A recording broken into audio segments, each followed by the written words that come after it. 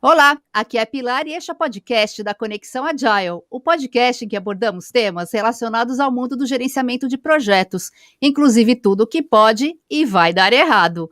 E no episódio de hoje, um bate-papo com a especialista em gestão de pessoas, Ana Querubina, sobre estilos de liderança. Tudo bem aí, Querubina? Tudo, Pilar, tudo em paz aqui, ansiosa aqui para a nossa próxima, né? Vamos lá, Legal, legal.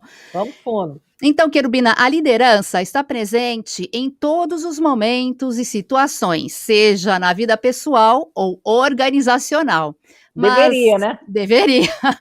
Mas da mesma forma que as pessoas são diferentes entre si, os estilos e modelos de gestão também divergem entre eles. E com isso já começo com uma dúvida que muita gente deve ter e nem sabe que tem. Qual é a diferença entre modelo de gestão e liderança? Por que é comum que falemos liderança autocrática, mas isso está errado, não está? Tá sim. É muito comum e existem vários autores, inclusive, que utilizam essas terminologias. Liderança autocrática, liderança paternalista, liderança heróica, liderança democrática. Na grande realidade, a base estrutural da liderança ela é completamente distinta da autocracia. Portanto, jamais eu posso chamar de liderança autocrática. Por quê? Porque a base da autocracia é a coerção. A coerção, o assédio moral. Um líder, jamais ele faz isso. E qual é a base da liderança? A base da liderança é a capacidade de influenciar, persuadir pessoas, fazer com que as pessoas comprem uma ideia naturalmente. Então, eu não posso chamar de liderança autocrática, liderança paternalista, até porque elas têm muitos equívocos. Liderança liberal, não é isso. Okay. Ou mesmo é um modelo de gestão. Tá. Então, quantos modelos de gestão existem? Nós temos o modelo de gestão autocrática, democrática, liberal, paternalista e participativa. Ai, tem aquela que eu adoro falar, mas eu devo falar errado, a laissez-faire, qual delas que é? É a liberal. A liberal. É a liberal. Foi uma terminologia muito utilizada, né? Mas, na grande realidade, quando a gente fala no modelo de gestão participativa, é importante você saber que nós estamos nos referindo à liderança. Perfeito. É o único modelo de gestão que equivale à liderança. Certo. E dessas que você comentou, qual delas é a melhor e qual delas é a pior? Ah, boa pergunta. Se você for pensar em termos de modelo, né, a melhor é a do modelo participativo. Mas é importante a gente dizer que a liderança ela pode permear alguns outros modelos, ou seja, dentro dela ela tem, né, ela pode utilizar conforme a dosagem, né, necessária para cada momento. O que a gente não pode ter é um modelo de liderança com a tônica em autocracia, ou com a tônica em paternalismo, percebe? Ou mesmo numa gestão liberal. Tá. E no caso da liderança autocrática, já estou falando até errado, né? Modelo autocrático, do líder autocrático. Do gestor autocrático. Do gestor autocrático, jamais perfeito. eu posso, e é muito interessante, Pilar, você reforçar isso, porque jamais eu posso chamar um gestor autocrático de líder autocrático, porque perfeito. Você tem aí um choque muito grande, porque um tem a capacidade de influenciar, e como é que ele vai influenciar de dando forma ordem coercitiva? Influenciar dando ordem. Não combina, né? Não dá match, não tem match aí. Tá? O conflito de ideias, né? Não existe. Não existe. Então, nesse caso, o gestor autocrático, por que ele é assim? E tem como melhorar ou é caso perdido? Olha, tudo tem como melhorar. Mas a grande realidade é que a gente tem um problema sério nos modelos de gestão. Grande parte deles foram aprendidos. E existem algumas crenças limitantes que dificultam a mudança. Por exemplo, a gente tem um adágio popular, né, que diz pessoas só no chicote. Sim. Um exemplo disso, né? Então, para que as pessoas quebrem esses paradigmas, para que elas quebrem essas crenças, é preciso que elas estejam abertas à mudança. Se você me perguntar, Querubina, um gestor essencialmente autocrático, ele consegue se transformar num líder? Depende. principalmente na abertura dele, e os traços de personalidade também. Isso vem do âmago, do íntimo dele, então? Vem do íntimo, vem do histórico, vem dos valores, pessoas orgulhosas, pessoas vaidosas, pessoas resistentes à mudança. E é por isso que geralmente é difícil você dizer que em alguma organização você tem 100% de liderança, porque você tem profissionais em processo de alguns. Aí eu posso falar líder liberal? Não. Também não. Não. A gestão liberal, ela é composta por, vamos dizer assim, por um delargar, não é um delegar. Ok. Delargar é boa. É um delargar. As pessoas tomam conta e normalmente não é nem que surja um líder para assumir, mas as pessoas mais responsáveis, porque a gestão liberal, ela é a gestão que mais incomoda pessoas, porque não existe um norte. É mais fácil as pessoas se adaptarem a um modelo de gestão autocrático, porque elas sabem para onde está indo e, de repente, já nem estão dentro, mas continuam, né? Porque tem ali um norte, frente a uma gestão liberal, porque a gestão liberal, e ela pode acontecer por diversas razões. Nós temos pessoas, por exemplo, que exercem o modelo de gestão liberal por incapacidade total gerencial. Temos pessoas que exercem o modelo de gestão liberal porque já não estão nem mais aí, ou estão para se aposentar, ou aquilo ali não faz mais sentido, ou porque tem um negócio em paralelo. Você quer ver uma outra situação também, Pilar, que acontece muito? Drogas, alcoolismo, pessoas que na realidade não conseguem se concentrar, então acham mais fácil deixar na mão. Larga o pessoal. Larga mesmo, Então, a gestão liberal ela tem uma complexidade. Embora, quando a gente fale da gestão liberal, do modelo de gestão liberal para profissionais sêniores, ele funciona bem. Por quê? Porque é dado uma autonomia com responsabilidade. Tá. Então, nesse caso, depende da maturidade do time, né? Depende. E aí, daqui a pouco, a gente vai cair na nossa feijoada, né? É mais ou menos isso, né? Que feijoada é essa? O que é isso? Sim, né? Me explica. Mas só para terminar um pouquinho, só assim, sobre os modelos, né? Quando a gente fala de gestão democrática, por exemplo, a gestão democrática poderia ser um grande exemplo de liderança, mas não necessariamente. Porque, como todo mundo sabe, a democracia é o quê? Vence a maioria. E nem sempre a maioria tem a visão estratégica, tem a visão do negócio. Então, em alguns momentos, esse gestor ele se coloca mais neutro. E o líder ele tem que avançar, ele tem que levar a equipe ao crescimento. Em casos de crise, qual é o melhor modelo? Uma mescla deles todos. Todos? Tá. Todos. Eu vou explicar por quê. Porque, e é o que eu costumo falar da feijoada, né? Quando você vai fazer uma feijoada, você não pega uma mão de sal, né? Então, é muito da gestão autocrática. A gestão autocrática, ela pega uma mão de sal. E aí, aquilo ali, aquela feijoada, ninguém vai conseguir comer aquela feijoada nunca mais. E existe a predominância. Qual é a predominância numa feijoada? É o feijão, tá? Então, qual seria a predominância do modelo de gestão? Seria a gestão participativa. Em contrapartida, você tem também as carnes que são importantes no feijão. E aí, qual é o segundo modelo de gestão das carnes? Tcharam! Qual é? O autocrático?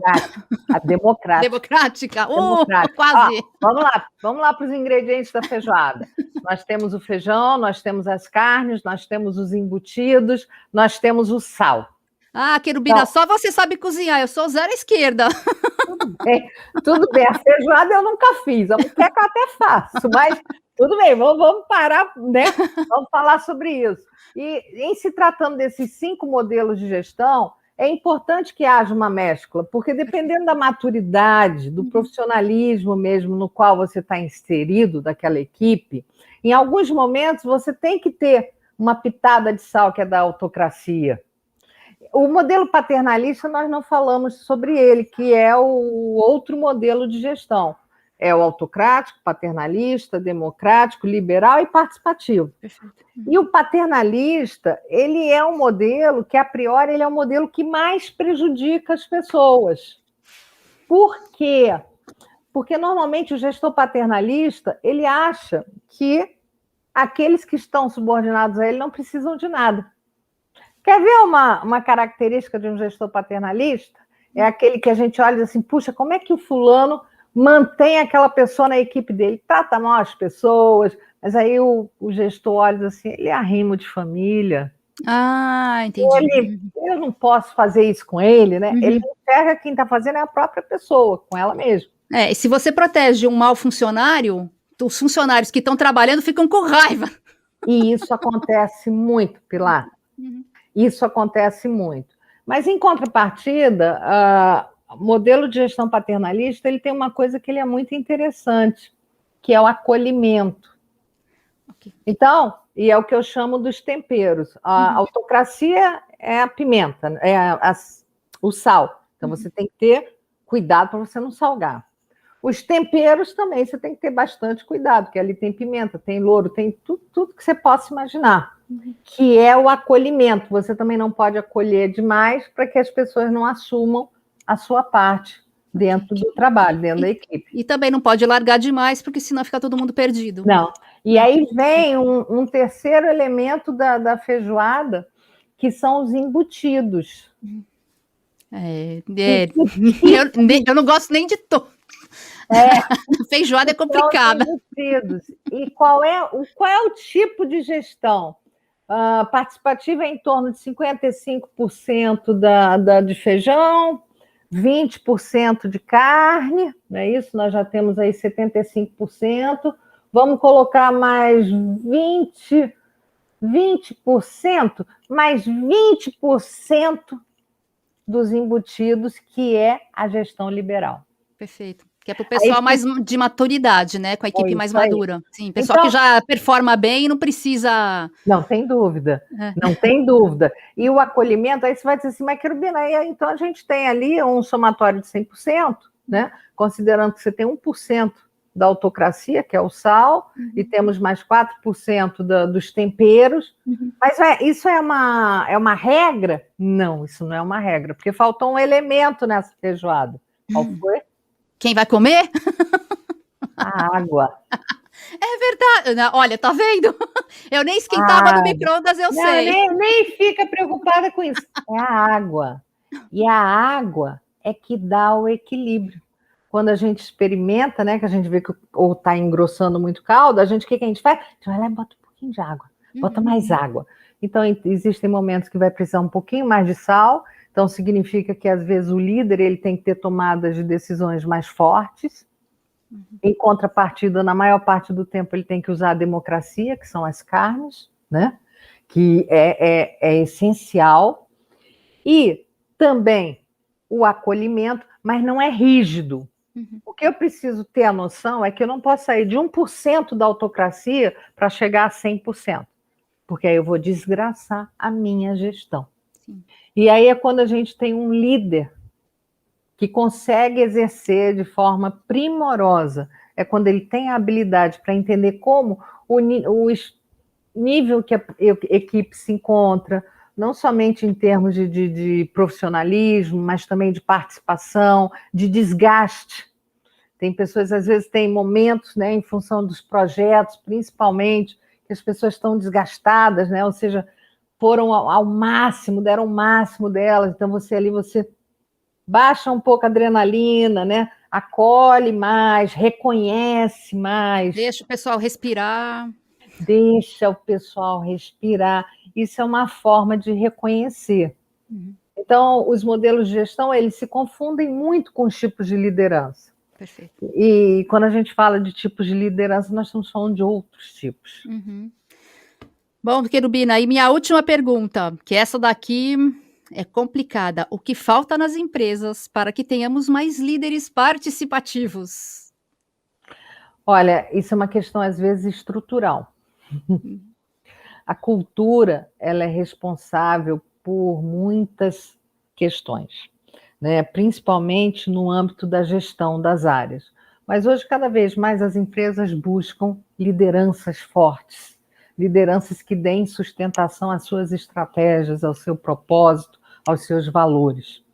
Eu diria que seria e é necessário um casamento entre um excelente recrutamento e seleção, aquele que se prepara realmente para identificar competências e não simplesmente para trazer gestores, mas para trazer líderes focados na transformação, e aí a gente fala da liderança transformacional, porque a liderança transformacional nada mais é que o líder olhando e trabalhando o outro para que ele possa crescer e se transformar em outro líder, ou mesmo trazer resultados diferenciados para a organização.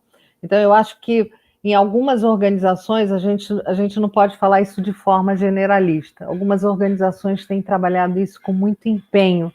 Eu mesma faço trabalho, né, em algumas organizações com consultoria e vejo o quanto isso tem sido tentado, trabalhado. Mas o fato é, as mudanças são muito dinâmicas. Então, a sugestão é: busque ser um líder, independente da sua organização. Porque cada vez mais nós temos uma mudança que ela sai do controle. Hoje nós estamos falando de uma liderança 5.0. Os desafios são muito grandes para isso. Então, analise o seu tipo de gestão. Eu estou mais para paternalista, para autocrático. O que eu utilizo mais? O liberal? Assim a minha equipe me vê bem? Não, assim a equipe fica louca, né? Ok? E como paternalista, o quanto, eu acho que é importante também que as pessoas pensem o quanto elas prejudicam as outras. Normalmente, Pilar, gestões paternalistas, quando as pessoas saem, elas dificilmente conseguem se recolocar no mercado. Perfeito. Então, Querubina, muito obrigada pela participação no episódio de hoje. E a gente vai se falando. A gente vai se falando. Até breve. Tchau. Tchau. Tchau.